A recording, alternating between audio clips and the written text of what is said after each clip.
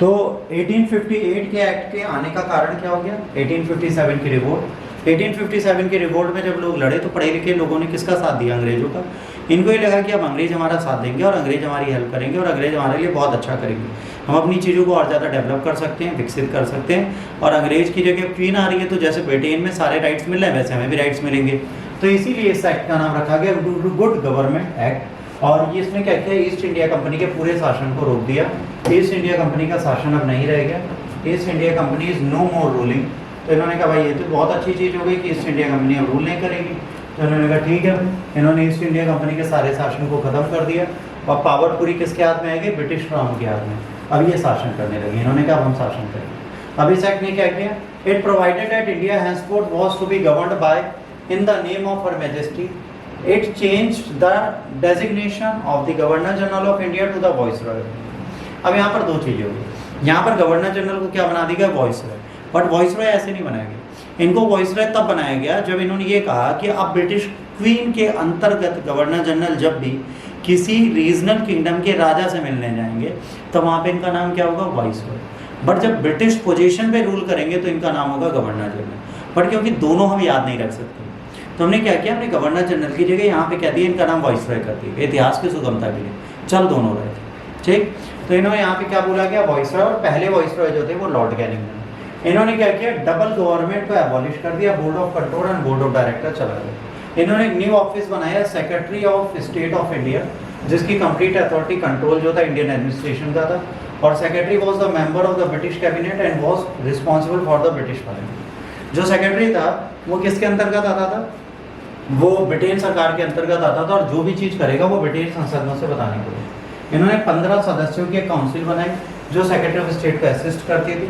ये उनकी advisory body थी और सेक्रेटरी जो थे इसके चेयरमैन होते थे। इन्होंने secretary of state in council की बॉडी में कॉर्पोरेट किया और इनके पास अधिकार थे स्विंग एंड इशू करना इंडिया में जो भी चीज़ें होंगी। और इंग्लैंड से बैठकर, अब समझो क्या हुआ? इंग्लैंड से बैठकर भारत को शासन करने के लिए एक अधिनियम बना दिया गया और भारत का शासन वहाँ से प्रारंभ कर दिया गया। इनको ये डिसाइड करना था कि भाई हमारे देश में क्या गलतियाँ थी, क्या हो रहा था। तो उन्होंने उन सारी चीज़ों को रोक दिया। उन्होंने सती सिस्टम बंद कर दिया। उन्होंने कहा कि अब हम कोई भी है ना हिंदू या मुस्लिम रिलीजन में सोशल रिफॉर्म्स नहीं करेंगे। दूसरा, हम किसी भी रीजनल किंगडम को नहीं जीतेंगे। इन्होंने कहा कि किसी भी रीजनल किंगडम को विन करना हमने बंद कर दिया। अब फीचर्स क्या हैं इस एक्ट के? इट वॉज अब आते हैं 1961 के 1861 के एक्ट में। It was made beginning of the representative institution by associating Indians with the law making process। पहली बार लॉ मेकिंग प्रोसेस में इंडियंस को जोड़ा गया। वॉइसरॉय किसी एक मेंबर को काउंसिल में डाल सकता था। तो पहली बार किसी भारतीय को नियम कानून बनाने की सहायता मिली। और 1862 में लॉर्ड कैनिंग ने नॉमिनेट किया इंडियन लेजिस्लेटिव काउंसिल में राजा ऑफ बनारस को, महाराजा और पटियाला और सर दिनकर राव। 3 मेंबर कौन से आए? पहले आए Raja of Banaras, Maharaja of Patiala and sir Dinkar Rao. It initiated the process of decentralisation. Legislative power Bombay और मद्रास की दोबारा दे दी गई और डिसेंट्रलाइजेशन फिर से स्टार्ट हो गई। This is reverse the centralization tendency started by the regulation of 1773। और फिर से क्या किया? इसको अब इन्होंने रेगुलेट करना स्टार्ट कर दिया। और ये कब तक चलेगा? ऑटोनॉमी 1937 तक। मतलब अब जो लोकल प्रेसिडेंसीज हैं बॉम्बे मद्रास, वो अपने क्षेत्र के लिए खुद के ऑर्डिनेंस बना सकते हैं। It also provided the establishment of new legislative Bengal, Northwest Province, Punjab, which were established in 1862, 1886 and 1897। अभी तक क्या था? बॉम्बे प्रेसिडेंसी, ठीक है। उसके बाद आपकी मद्रास थी और कोलकाता थी। अब कौन सी आ गई? Bengal, North West Province, Punjab, ठीक है। इसने वॉइसरॉय को का रूल एंड ऑर्डर्स जो है वो बना सकता है, ठीक है। It also gave recognition of the portfolio system. Portfolio system का मतलब क्या होता है? ये लॉर्ड कैनिंग ने पहली बार स्टार्ट किया। इसके अंदर मेंबर्स को इंचार्ज बनाएगा सर्टेन डिपार्टमेंट्स का। जैसे आज भी पोर्टफोलियो सिस्टम है, तो पोर्टफोलियो सिस्टम हमारे देश का पहली बार स्टार्ट हुआ 1861 में। जैसे निर्मला सीतारमण को पोर्टफोलियो मिला है फाइनेंस का, अश्वनी को मिला है रेलवे का, एस जयशंकर को मिला है फॉरेन सेक्रेटरी का, फॉरेन मिनिस्टर का, और राजनाथ को डिफेंस, ठीक है, होम मिनिस्ट्री अमित शाह। ये सारे क्या है? पोर्टफोलियो सिस्टम्स, ठीक है। It empowered the viceroy to issue the ordinance without the concurrence of the legislative council during emergency. अब ये प्रेसिडेंट वाली पावर हो गई। वॉइसरॉय के पास अगर आपातकाल है तो बिना किसी से पूछे वो कोई भी कानून बना सकता है। और सेम पावर आर्टिकल 77 के तहत हमने किसको दी है? इंडियन प्रेसिडेंट को। कि वो भी ये काम कर सकता है। 1861 के एक्ट से हमने इसको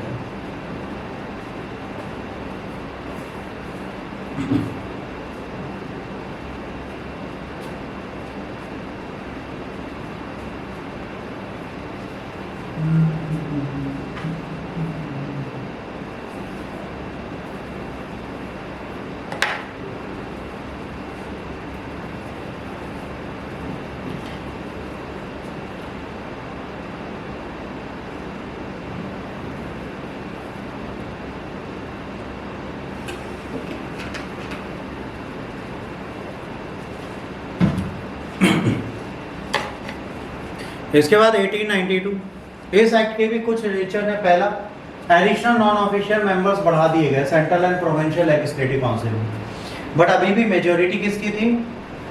अंग्रेजों। It increase the function of legislative council और उनको पावर दी कि आप बजट पे डिस्कशन कर सकते हैं और क्वेश्चंस पूछ सकते हैं। इन्होंने नॉमिनेशन में कुछ नॉन ऑफिशियल मेंबर्स भी डाले। Central legislative council by the viceroy on the recommendation of provincial legislative council and the Bengal chamber of commerce. अब इन्होंने कहा नॉन ऑफिशियल मेंबर्स कैसे आएंगे? सेंट्रल लेजिस्लेटिव काउंसिल में वाइसरॉय के रिकमेंडेशन पर, और ये रिकमेंडेशन करेगा प्रोविंशियल लेजिस्लेटिव काउंसिल में और बंगाल के चैम्बर ऑफ कॉमर्स की राय पर। जो सदस्य आएंगे इन दोनों की राय पर आएंगे, एक इनकी राय पर और एक इनकी राय पर। That the provincial legislative council by the governor on the recommendation of the district boards, municipalities, universities, trade association, zamindar से चैम्बर। देखिए ये जो मेंबर्स आ रहे हैं नॉन ऑफिशियल मेंबर्स भी, ये किसके कहने पर आ रहे हैं? उन लोगों के कहने पर जो अंग्रेजों के चाहिए थे। देखिए यहाँ पे चैम्बर ऑफ कॉमर्स अंग्रेजों का, school, college, boards, municipalities, university, जमींदार, ये सारे किसके? अंग्रेजों के चाहिए थे। तो इनके कहने पर ही मेंबर ला रहे हैं। This act made limited indirect provision of use of election. ठीक है, अब यहाँ पर क्या इलेक्शन हो रहा है पर इनडायरेक्ट हो रहा है, डायरेक्ट नहीं हो रहा है, इनडायरेक्ट हो रहा है। The word election was however not used. Election use तो नहीं किया इन्होंने, कहा नॉमिनेट करेंगे। द प्रोसेस ऑफ डिस्क्राइब्ड और nomination made recommendation of the certain body. क्योंकि इलेक्शन लग रहा है, क्योंकि कुछ बॉडीज ऐसी थी जिनके नॉमिनेशन के नाम पर ही यहाँ पर चीज़ें की जा रही थी, तो एक इलेक्शन का इनडायरेक्ट प्रोसीजर बन जाता है। फिर आता है 1909 का अधिनियम, बहुत जरूरी अधिनियम था। इसको बोलते हैं मॉर्ले मिंटो रिफॉर्म्स। इस फीचर में कई चीज़ें थी। Considerably increase the size of legislative council. यहाँ पर क्या होता है, नंबर जो है अब कितना कर दिया, 16 से 60। इन्होंने कहा 60 मेंबर्स होंगे। मेंबर प्रोविंशियल लेजिस्लेटिव काउंसिल की यूनिफॉर्म नहीं, मतलब ज़्यादा कम कोई भी हो सकते। Retain official majority of the central legislative council, और प्रोविंशियल लेजिस्लेटिव काउंसिल में नॉन ऑफिशियल मेजोरिटी हो सकती है। It enlarge the deliberative function of the legislative council. जैसे अब मेंबर्स को सप्लीमेंट्री क्वेश्चन पूछने का अधिकार था, रेजोल्यूशन बजट पे देने का अधिकार था। अभी तक क्या था, अंग्रेजों के खिलाफ जो नॉन ऑफिशियल भारतीय मेंबर्स हैं वो क्वेश्चन तो पूछ सकते थे पर सप्लीमेंट्री क्वेश्चन नहीं पूछ सकते थे। जैसे आप बोलो सर 1909 का एक दोबारा बता दो, पहला क्वेश्चन, फिर मैं बोलूँ क्या बता दूँ, अब दूसरा क्वेश्चन पूछने की परमिशन हो दो, सप्लीमेंट्री क्वेश्चन नहीं पूछ पाए, सुधार नहीं होगा। बट अगर सप्लीमेंट्री क्वेश्चन पूछने का यहाँ पर अधिकार दे दिया कि आप पूछ सकते हो, तो उससे मैं फायदा। तो इन्होंने सप्लीमेंट्री क्वेश्चन पूछना हमारा स्टार्ट कर दिया। ठीक है, it provided the association of Indian with executive council. अब एग्जीक्यूटिव काउंसिल में आ गए, तक लेजिस्लेटिव में थे, एग्जीक्यूटिव में आ गए और पहली बार एग्जीक्यूटिव काउंसिल में आए सत्येंद्र प्रसाद सिन्हा, और इनको क्या बनाया गया, कानून सदस्य। ये system of communal representation start करता है मुस्लिम के साथ, और कहता है आपको सेपरेट इलेक्टोरेट मिलेगा, जिससे कम्युनलिज्म को इलीगल करते हैं। और मिंटो को बोला जाता है फादर ऑफ कम्युनल इलेक्टोरेट, पृथक निर्वाचक मंडल के पापा माने जाते हैं। कौन? Lord Minto. ठीक। It also provided a separate representation of the presidency, corporation, chamber of commerce, universities and. अब ये सेपरेट इलेक्टोरेट होता क्या, इसको समझो। सेपरेट इलेक्टोरेट का मतलब ये है बच्चों कि मान लो कि ये एरिया जो है, ये क्लासरूम मान लो एरिया है, और यहाँ पे सिर्फ हिंदू बैठे, ठीक।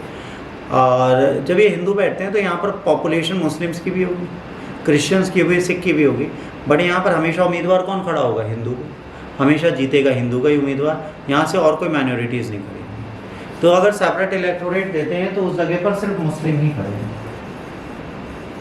सेपरेट इलेक्टोरेट फॉर मुस्लिम्स दिया तो मुस्लिम्स ही खड़े होंगे, और इन्हीं को हिंदू भी वोट देंगे, इन्हीं को क्रिश्चियन भी देंगे, इन्हीं को सिख भी देंगे, इन्हीं को बुद्धिस्ट देंगे, इन्हीं को जैन देंगे, सब इन्हीं को वोट। ये होता है सेपरेट इलेक्टोरेट की आइडियोलॉजी जो इन्होंने यहाँ पर फॉलो की हुई थी।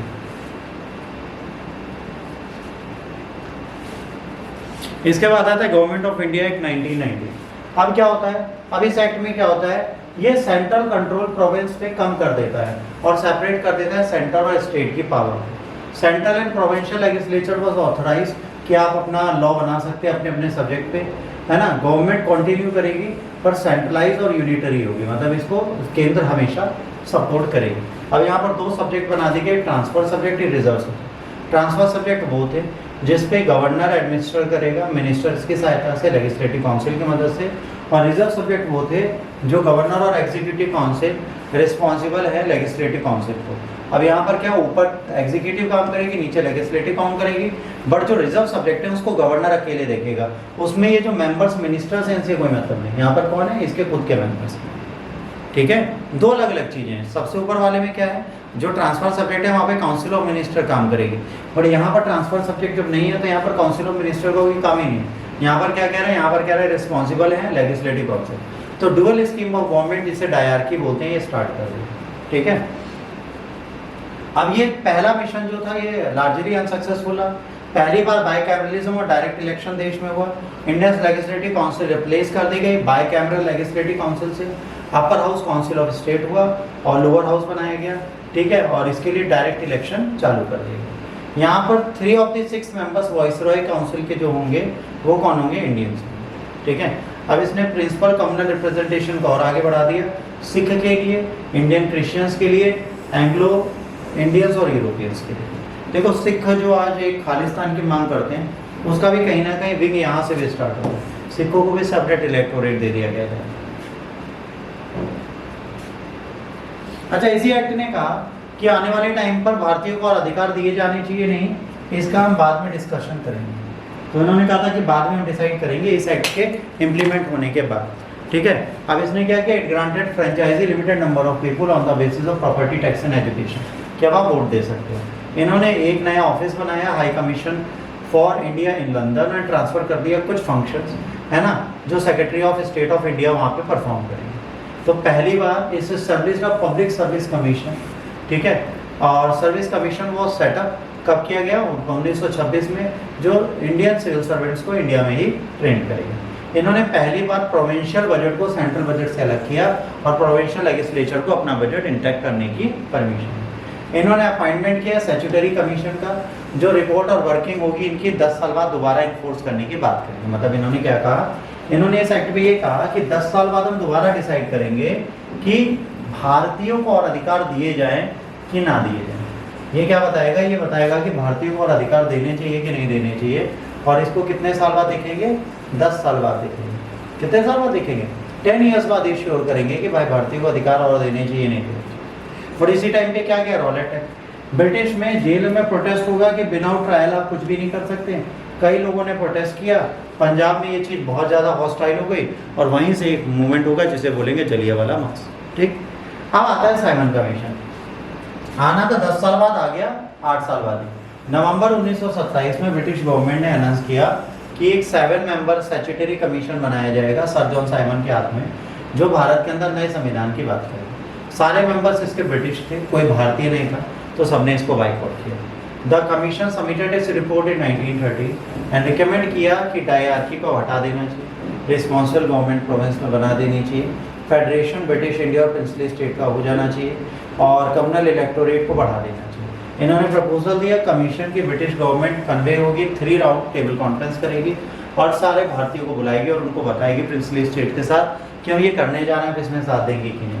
और कह रहे हैं इसके डिस्कशन पे एक वाइट पेपर तैयार होगा और इस वाइट पेपर को ज्वाइंट सेलेक्ट कमेटी ब्रिटिश की बैठेगी, इसमें रिकमेंडेशन होंगे और इसके बाद अगला एक्ट आएगा जिसको बोलेंगे एक्ट ऑफ 1935, जिसे भारत का मिनी कॉन्स्टिट्यूशन या संविधान बोलते हैं। 1932 में रैमसे मैकडोनाल्ड वहाँ के प्राइम मिनिस्टर थे, उन्होंने एक योजना स्टार्ट की जिसको बोलते कम्युनल एक्ट। अगस्त 1932 में रैमसे मैकडोनाल्ड ने, ठीक है, अनाउंस किया scheme of the representation of minorities और इसे कम्युनल अवार्ड बोला गया, है ना। The award not only separate continued separate electorate, Muslim, Sikh, Indian, but इसको किसके लिए दे दिया गया, डिप्रेस क्लास के लिए। फिर गांधी जी डिस्ट्रेस हो गए, इन्होंने रवादा जेल में एक आंदोलन कर दिया फास्ट अनटू डेथ का। फिर गांधी और अंबेडकर का पैक्ट होता है जिसे पूना पैक्ट बोलते हैं, और इस पूना पैक्ट के तहत ये क्या कहते हैं कि ये ज्वाइंट इलेक्टोरेट में हिंदू के साथ रहेंगे और ये रिजर्व सीट लेंगे, इन्हें सेपरेट इलेक्टोरेट नहीं चाहिए। ये हो गया कम्युनल। इसके बाद आया गवर्नमेंट ऑफ इंडिया एक्ट 1935। अब इसमें क्या हुआ, ये कम्प्लीटली बहुत लेंथी डिटेल था जिसमें 321 सेक्शन थे, 10 शेड्यूल थे। It provide establishment of all India federation, जिसमें सारे principal state as a unit जुड़ेंगे और सेंट्रल और स्टेट के बीच में चीज़ें डिवाइड होंगी। इसमें एक फेडरल लिस्ट बनेगी जो सेंट्रल के पास होगी, प्रोविंशियल लिस्ट प्रोविंस के पास होगी, और एक कंकरेंट या रिजर्व लिस्ट होगी जो दोनों के पास होगी। रेजिडरी पावर वाइसरॉय को दी जाएगी। फेडरेशन जब आएगा तो प्रिंसली स्टेट्स इसमें डिड नॉट ज्वाइन इट, जब ये आया तो इसमें कभी इन्होंने जुड़े ही नहीं। इस एबॉलिश द डायरकी, द्विसंसाधात्मक हटा दिया। प्रोविंशियल ऑटोनॉमी इसके साथ पे आया, ऑटोनॉमस यूनिट होंगी और ये एडमिनिस्ट्रेट करेंगे अपने आप को अपने तरीके से। मतलब इन्होंने ये कहा इसमें कि जो स्टेट्स हैं वो रहेंगे तो इंडिया के साथ, पर इंडिया की यूनियन की पावर इतनी नहीं होगी, ये ऑटोनॉमस स्टेटस में रहेंगे। इसके बाद more over the act introduce responsible government in provinces, governor required the act with the advice of ministers responsible for the provincial. अब इन्होंने कहा कि गवर्नर जो भी चीज़ करेगा एक्ट वो मिनिस्टर्स के एडवाइस से बनाएगा, है ना। ये स्टार्ट हुआ 1937 में, डिसकंटिन्यू हो गया 1939 में। क्यों? क्योंकि वर्ल्ड वॉर स्टार्ट हो गया। It provided adaptation of dyarchy in central, इसने यहाँ पर डायरकी दी, यहाँ पर रिजर्व सब्जेक्ट्स अपने पास रखे, ट्रांसफर सब्जेक्ट स्टेट्स को दे दी, बट ये भी कभी ऑपरेशनल नहीं होता है। It introduce bicameralism 6 out of 11 province, है ना। 6 प्रोविंस में इन्होंने द्विसंसाधात्मक कार्यवाही की, जिसमें बंगाल, बॉम्बे, मद्रास, बिहार, असम और यूनाइटेड प्रोविंस शामिल था। आज भी देखिए यूपी में अपर एंड लोअर हाउस दोनों, महाराष्ट्र में भी है, कई राज्यों में नहीं है, बिहार में भी है ना। कहाँ नहीं है? उत्तराखंड में नहीं। कोविड के टाइम पर उत्तराखंड के जो प्रधान मुख्यमंत्री थे उनको इस्तीफा देना पड़ा। क्यों देना पड़ा? क्योंकि कोविड लॉकडाउन लग गया और 6 महीने के अंदर अपनी सदस्यता लेनी थी, वो मेंबर इलेक्ट होके आए नहीं थे। अगर इंडिया में लखनऊ में होते, यूपी में होते, यूपी में क्या होता, एमएलसी बना देते, एमएलए नहीं बनते, लेजिस्लेटिव काउंसिल के मेंबर बन के मुख्यमंत्री बने रहते। तो ये बाइकैमरलिज्म कुछ राज्यों में दिया गया, बाकी जगह लोअर हाउस होगा और बाकी जगह सिर्फ एक ही राज्य का होगा जिसे बोलेंगे विधान सभा। विधान परिषद और विधानसभा का काम हर राज्य में सिर्फ एक ही एजेंसी करती है जिसको बोलते हैं विधानसभा। इसके बाद कम्युनल रिप्रेजेंटेशन जो था सेपरेट इलेक्टोरेट, है ना, इस चीज़ को हमने पढ़ ही लिया था। ठीक, अब इसको और आगे बढ़ाया गया डिप्रेस क्लास के लिए और वुमेन और लेबर्स के लिए। काउंसिल ऑफ इंडिया इस्टेब्लिशमेंट हटा दिया गया। सेक्रेटरी ऑफ स्टेट को जो था उसकी टीम एडवाइजरी बन गई। इन्होंने फ्रेंचाइज में 10% टोटल पॉपुलेशन को वोटिंग के राइट दे दिए। ठीक है, इन्होंने रिजर्व बैंक ऑफ इंडिया बनाया जो क्या करेगा, यहाँ की करेंसी को कंट्रोल करेगा, है ना। इन्होंने इस्टेब्लिश किया फेडरल पब्लिक सर्विस कमीशन और प्रोविंशियल पब्लिक सर्विस कमीशन, मतलब यूपीएससी एंड प्रोविंशियल, ठीक है, सर्विसेज, पब्लिक सर्विस कमीशन, ये दोनों इन्होंने यहाँ पे इस्टेब्लिश कर दिए। इसके बाद क्या हुआ, इन्होंने पहला फेडरल कोड बनाया जो 1937 में आया, इसी को कायदे से वहाँ सुप्रीम कोर्ट बोलते। भारत का खुद का पहला फेडरल कोड आ गया जो 1937 में हमने इस्टेब्लिश कर दिया। अब उसके बाद आया हमारी देश की आज़ादी का दिन। ये आया ब्रिटिश रूल को ख़त्म करने के लिए 15 अगस्त 1947 को आया। इसमें था पार्टीशन हो गया इंडिया का, 2 independent domination, India and Pakistan बन गए, ठीक है। और इन दोनों को कहा गया ब्रिटिश कॉमनवेल्थ में आना चाहते हैं तो आए।